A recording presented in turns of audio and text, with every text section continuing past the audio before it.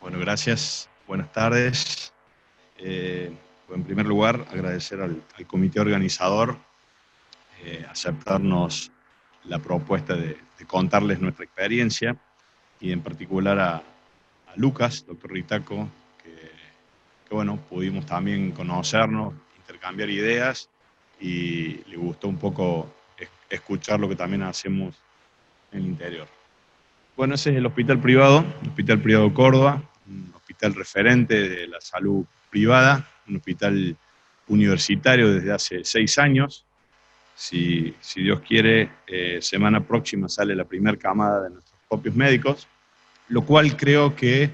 en una temática como la que estamos en estos momentos conversando es fundamental, ya que el estímulo de la docencia y de la facultad genera constantemente ideas y nos moviliza, como decían mis precededores oradores. Este es un poco el índice que quiero mostrarles o quiero contarles, en donde básicamente vamos a ver qué son las tecnologías 4.0, como le llamamos, cuáles son las posibilidades de acción, nuestra experiencia en el hospital privado. Después diferencié la planificación 3.D, los biomodelos, las guías, implantes a medida, nuestra experiencia en navegación quirúrgica y alguna conclusión para cerrar. Las tecnologías 4.0 son tecnologías que en la medicina se encuentran asociadas a las actuales posibilidades del uso de los diferentes software específicos que nos permitan planificar, que nos permitan diseños médicos de implantes y de instrumentales específicos o a medida, impresión 3D de piezas, como hemos ido viendo en las presentaciones previas, herramientas de realidad aumentada, navegación y robótica directamente aplicado a la medicina, lo cual nos permite tener una interpretación mucho más justa del problema y seguramente a partir de ahí una solución lo más acertada posible. ¿Cuáles son las posibilidades de trabajo de la tecnología 4.0? Bueno, marqué asistencia, docencia e investigación, que en realidad sería un poco un resumen de todo lo que uno puede hacer o todo lo que uno tiene como alcance, pero básicamente permiten evaluar diversos escenarios y seleccionar las mejores alternativas de cada paciente, es decir, uno se puede estar adelantando al escenario en el que va a tener que trabajar. Eh, Después vuelven o permiten fabricación de biomodelos de la anatomía de cada uno de los pacientes. Asimismo, facilitan la realización de resecciones de tejidos mediante el uso de guías quirúrgicas a medida de las estructuras que uno quiere justamente o que tiene interés. Permiten la identificación de estructuras y garantizan la ubicación espacial en cirugía mediante el uso de la navegación y posibilitan manufacturar implantes a medida, lo cual creo que es una de las características potenciales que tienen estas tecnologías, y guías a medida de las personas o de los diversos materiales que uno necesita. ¿Me puedes poner la proyección en el monitor? En conjunto, por favor. Este es un bosquejo de un proceso de trabajo en donde básicamente uno puede evaluar cómo el proceso puede iniciarse con el análisis de un caso. Inmediatamente de eso puede existir una planificación y diseño. Eh, la fabricación digital puede ser el paso número 3. Si es necesario realizar un workshop a partir de ese punto y finalmente el ámbito en la cirugía como alternativa final.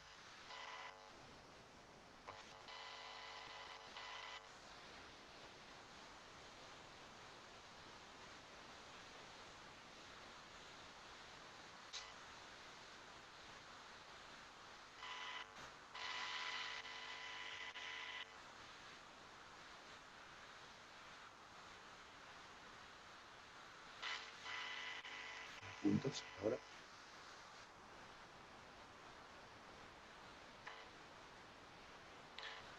Esta es nuestra curva del tiempo en la experiencia que les quería contar en el hospital privado. Nosotros comenzamos con la navegación quirúrgica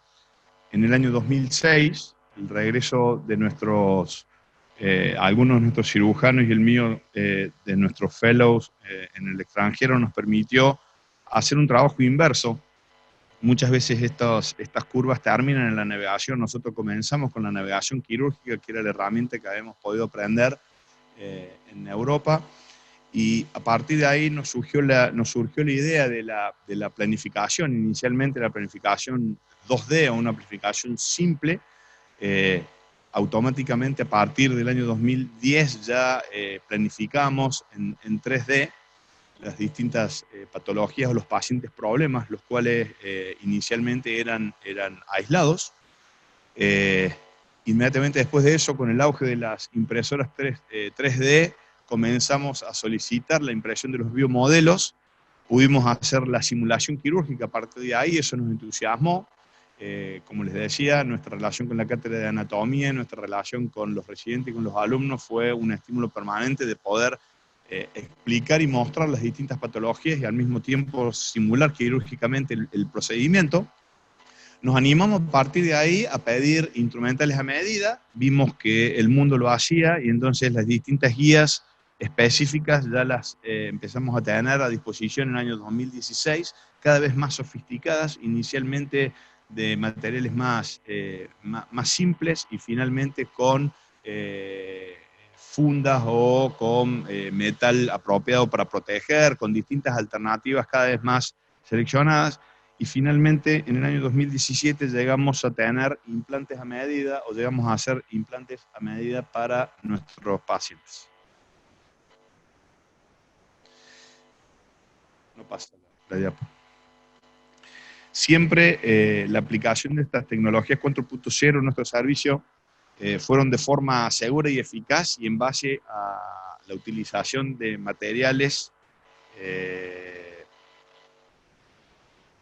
biocompatibles y procesos acorde a las buenas prácticas de manufactura establecidas por ANMAT y con el respaldo de nuestro sistema de gestión de calidad integral. Bueno, la planificación 3D, las nuevas herramientas de planificación de cirugías cuentan con multiplicidad de interesantes opciones que permiten un mayor entendimiento de las situaciones en quirófano. Gracias a estas herramientas es factible realizar diversos tipos de simulaciones de cirugías casi completas, modelos en 3D, como decíamos recién, estructuras anatómicas de interés de acuerdo a estudios, remodelaciones de tejidos, montaje de prótesis, mediciones en 3D de todo tipo, etc.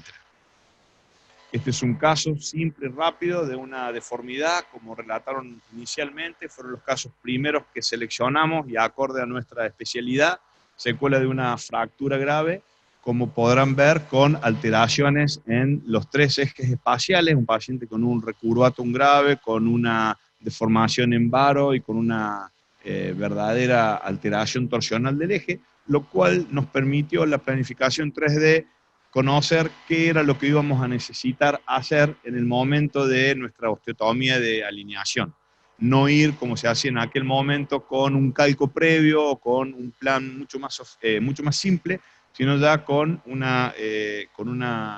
avance, con una planificación mucho más acorde.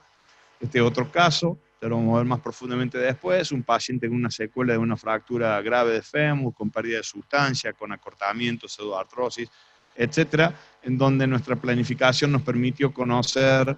valores de alteración de rotación, de pérdida de longitud, de angulaciones, nos permitió conocer mucho más estricta los extremos de ambos cabos fracturarios,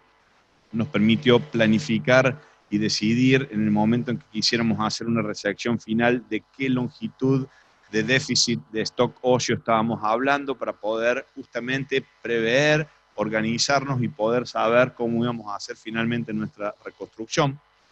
Este otro caso de una secuela grave, de una fractura de extremo proximal de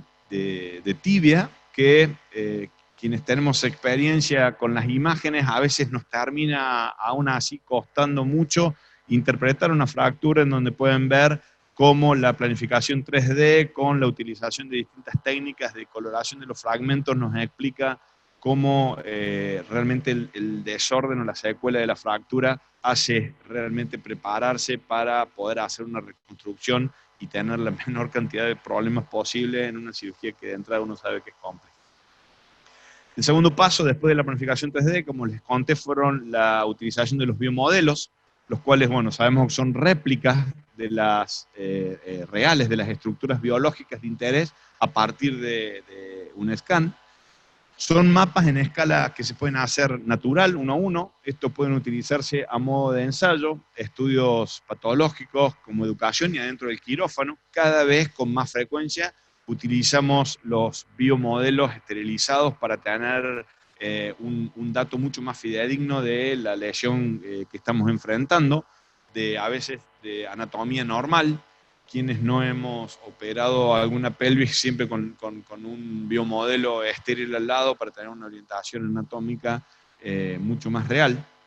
Y no solo representan estados actuales de la anatomía, sino que también pueden, como les decía, ejemplificar planificaciones y o situaciones teóricas. Ahí tenemos algún caso en donde frente a la planificación pudimos hacer el biomodelo de una deformidad de una tibia a la izquierda y a la derecha de una secuela de una malformación de todo un extremo distal de una pierna y un pie, lo cual hace que uno tenga una mayor capacidad de comprensión de la patología que está atendiendo. Otro caso en donde una tumoración da la impresión en una imagen de ser de algunas características, pero cuando uno puede hacer la impresión en el modelo, termina teniendo un conocimiento mucho más fidedigno de cuánto está invadiendo y qué compromiso puede tener. Biomodelos no solo de la pieza anatómica, sino biomodelos también de la pieza que nos gustaría tener o del reemplazo o del defecto que uno está necesitando. De ahí pasamos, como les conté, a las guías de corte o instrumental a medida, en donde nos permitieron que todas nuestras planificaciones puedan ejecutarse de manera precisa en el quirófano, gracias a dispositivos que pueden ser diseñados y fabricados para utilizarse específicamente en cada acto quirúrgico, y gracias a la impresión 3D, los límites que uno dispone, los límites de los que podemos disponer en quirófano, en realidad está totalmente librado a nuestra creatividad y al equipo de trabajo, ¿no? Trabajar con los bioingenieros, trabajar con diferentes colaboradores de equipo realmente genera creatividad e ideas que pueden llevarse a cabo. Ahí tenemos algunos ejemplos, como mostraron previamente, de algunas guías para poder tratar deformidades, o sobre la derecha, algunas guías que en realidad nos permiten hacer cortes que en el biomodelo yo ya perfectamente podía saber. Fíjense cómo son exactamente iguales las resecciones óseas que podemos ver a mano izquierda respecto a el biomodelo de lo que yo previamente había planificado que iba a resecar, y eso gracias a la planificación. Ahí lo tenemos un poco más concreto. O en este caso, un poco más complejo también, deformidades del extremo proximal del fémur, en donde la planificación me permite saber que la deformidad tiene una tridimensionalidad y que no siempre en quirófano es fácil de interpretar o fácil de corregir. Y quienes estamos en esta lenta curva de aprendizaje, creo que siempre nos ha pasado que estamos convencidos que la planificación estaba equivocada y no nos animamos a intentar una corrección tan marcada o tan real, y si no hacemos caso a lo que hemos planificado, muchas veces cometemos el error de subcorregir o haber corregido de más y uno se termina arrepintiendo. Y este fue el caso que les mostré inicialmente. Fíjense cómo las guías hechas a medida nos permiten a nosotros saber hacer los cortes específicos para la corrección que necesito hacer, y como necesitaba una cuña de injerto óseo que la iba a sacar de mi propio paciente de su cresta ilíaca, la misma guía que le pedí que se planificara y que se realizara, me permite sacar exactamente lo que uno está buscando. Eso permite, como decían, acortar los tiempos, hacerlo con mayor precisión. Nos permite hacerlo en el día previo 2 o 3 veces, hacerlo en el consultorio, hacerlo en el laboratorio.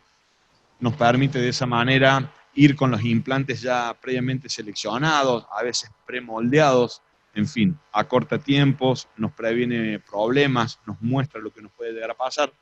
y de esa manera uno aprende. Otro caso, un paciente con una lesión tumoral en la cual sabíamos que había que hacer una resección de un cóndilo completo del extremo distal del fémur,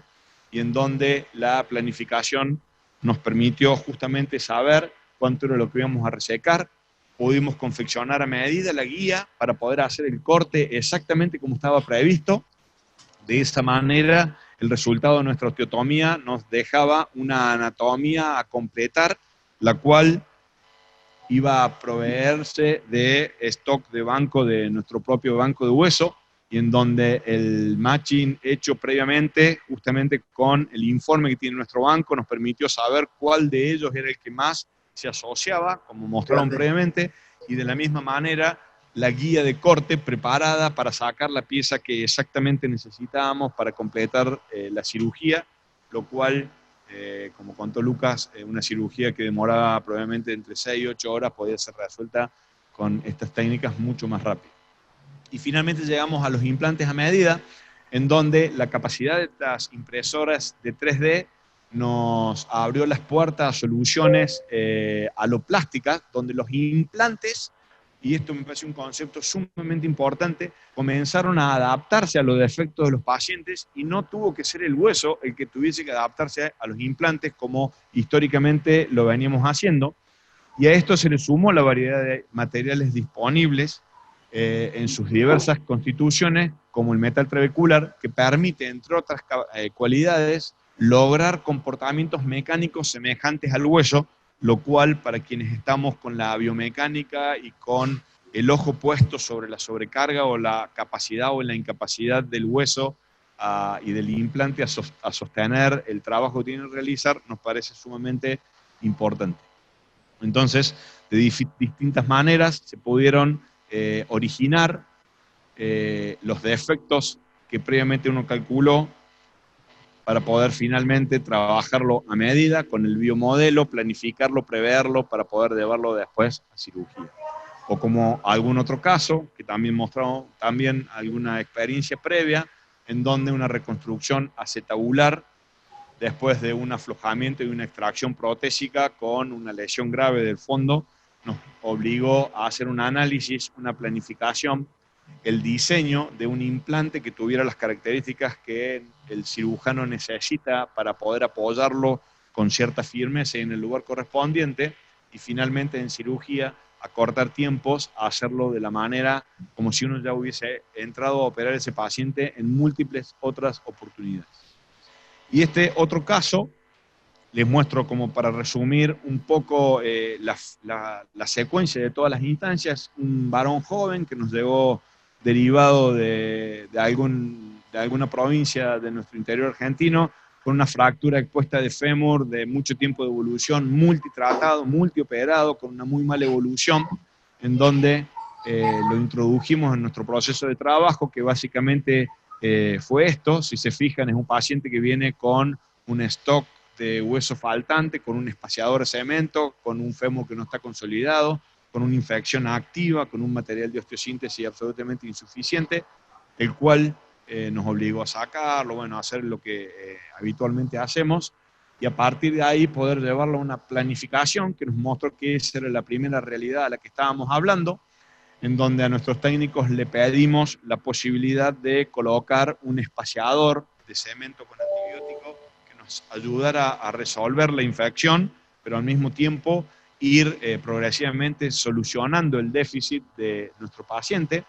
Ese fue el slide que vieron previamente, en donde vimos que el hueso no confiable del extremo proximal había que resecar en una altura aproximada, y el fémur distal también, y que si elaborábamos un espaciador de estas características íbamos a poder ir recuperando progresivamente una longitud que nos interesaba y que a nuestro paciente le interesaba mucho. Eso fue lo que se hizo en cirugía. Si se fijan, ese es el espaciador ya con antibiótico. Estos son distintos biomodelos después de hacer los cortes de los extremos, que nos permitió lograr en cirugía, con las guías hechas previamente, con información como refería Ezequiel recién, en donde en quirófano podemos ver cómo la pieza hecha a medida, este es el espaciador de cemento, nos da alguna información de qué es lo que es distal, qué es proximal, qué va para adentro, qué va para afuera, y de esa manera pudimos lograr esta alternativa temporaria que nos devolvió prácticamente el 80% de la longitud final del fémur y nos permitió que el paciente cursara su infección, completara, y el servicio de infectología nos autorizara finalmente a operarlo en forma definitiva, para lo cual lo volvimos a planificar, lo llevamos de nuevo al mismo punto 1, y a partir de ahí pudimos programar y prever un implante a medida que ocupara el espacio completo y que nos devolviera la longitud absoluta del fémur original, el cual nos permitió previamente también saber y planificar qué placa de osteosíntesis íbamos a utilizar, qué largo iba a tener, cuáles eran los tornillos que íbamos a utilizar. Previamente podíamos saber hasta la longitud de cada uno de los tornillos, y finalmente pudimos resolver el caso devolviéndole la longitud. Este paciente lleva 7-8 meses de operado, su evolución fue exponencial, absoluta, curó su infección, ha hecho consolidación, camina, hace vida normal, trabaja. Y finalmente la navegación intraquirúrgica, la cual consiste en una plataforma completa para cirugía guiada por imágenes médicas que capta el mismo navegador. Nuestra experiencia es básicamente con el navegador de la compañía Brown, el Orthopilot Elite, y lo utilizamos para la artroplastia de rodilla. La navegación intraquirúrgica nos permite la reproducción precisa de planes de corte de acuerdo a la planificación, nos permite la determinación de antemano de los componentes protésicos que vamos a estar utilizando para no caer en el error de componentes pequeños o justamente componentes grandes. Nos permite una evaluación dinámica e intraoperatoria de los ejes en que estamos colocando nuestro implante y del estado del equilibrio biomecánico, y como vamos a ver a continuación, dos características fundamentales para la longevidad del implante. Nos permite la reproducción completa de todo el instrumental y de piezas de prueba de manera interactiva, y finalmente la reducción de tiempos quirúrgicos y la mayor previsibilidad de los resultados a los que nos estamos exponiendo. El reemplazo total de rodilla, básicamente sabemos que es el procedimiento de elección para el tratamiento de los estadios finales de la patología articular de rodilla, y para quienes no están en el área o en la rama, les recuerdo o les aclaro que el éxito del reemplazo total de rodilla básicamente depende de dos factores principales, que son la alineación tridimensional de la prótesis y el balance ligamentario, que permite una flexión y una extensión de la rodilla o una estabilidad biomecánica. Esto, aparte de algunas otras cuestiones biológicas puras de la cirugía, hace que el implante tenga una longevidad o tenga un uso o tenga una menor tasa de aflojamiento de usura, que para nosotros los cirujanos que nos dedicamos a esto es una de las características que más nos inquieta. Ahí tenemos un artículo publicado en el servicio del profesor Saragaglia en Grenoble, que fue alguno de los pioneros en la cirugía navegada en el mundo, en donde, como podrán ver, la desviación en el plano coronal de un implante que supera los 3 grados disminuye la longevidad o la durabilidad de una prótesis a 10 años. Entonces, como les decía recién, si el 73% de los reemplazos totales de rodilla con técnicas convencionales tienen una tasa de desviación que puede superar ese valor, sabemos que el 94% de las prótesis totales de rodillas colocadas con el sistema de navegación disminuyen ese valor, y por lo tanto nos permiten asegurar que a la larga terminan aumentando la durabilidad de nuestro implante y nos permiten conocer justamente alguna previsibilidad del futuro de lo que viene. Balance ligamentario como segunda característica, y sin entrar en datos sumamente concretos, el adecuado manejo de los tejidos blandos para que la rodilla no esté ni laxa interna, ni laxa externa, o ni contraída de un lado o del otro, justamente evita de esa manera la usura, nos permite restaurar el ángulo femorotibial manteniendo una laxitud aceptable en vario y en valgo, y de esta manera métodos habituales de evaluación son cualitativos y dependen de la experiencia del cirujano, y se basan en lograr un gap equivalente que tiene que existir en este equilibrio tanto en la flexión como en la extensión. La navegación intraquirúrgica ayuda al cirujano, logra una mejor alineación de la prótesis, nos permite o nos brinda información en tiempo real, eso es sumamente importante, es activo, el balance ligamentario lo vemos en todo el arco del movimiento y nos permite medir y evaluar el comportamiento articular durante todo el procedimiento. Es un sistema pasivo, es un sistema que no requiere imágenes preoperatorias, la información es captada en forma en el momento. Ahí tenemos a la derecha el momento en donde se está haciendo la adquisición de datos, en donde el navegador está recibiendo la información y de esta manera el software permite identificar el eje del miembro, así calcula de forma muy precisa los cortes que vamos a realizar a niveles óseos, tanto femorales y tibial, y el equilibrio ligamentario que nos permite dar condiciones, como dijimos varias veces, de durabilidad de nuestra prótesis. Fíjense entonces cómo un paciente con una desviación importante en varo, ya con una cirugía operada, con un eje corregido absolutamente en cero, y con el tiempo la segunda prótesis colocada de la misma forma. ¿Algún otro caso? ¿Algún otro ejemplo? Y entonces, para concluir, decirles que las nuevas tecnologías son nuestras herramientas a considerar, a explotar. Básicamente la planificación mejora resultados y disminuye complicaciones. La determinación de antemano de los problemas nos permite evitarlos o prepararnos para poder enfrentarlos, para poder tener herramientas para ello. La reducción de los tiempos quirúrgicos y la mayor precisión, mejor previsibilidad de estos resultados. Y básicamente esto es un equipo de trabajo en donde la interacción entre los técnicos, los ingenieros, los instrumentadores, los cirujanos, creo que es un poco el futuro. Esto me parece, como una opinión personal, está de nuevo personalizando la medicina que había sido despersonalizada con algunas otras técnicas, con algunas otras digamos, características de implantes generales, y bueno, creo que es un camino muy largo, nosotros recién comenzamos y bueno, agradezco nuevamente la invitación y la posibilidad de mostrar nuestra experiencia. Muchas gracias. Bueno, muchas gracias, Alejandro.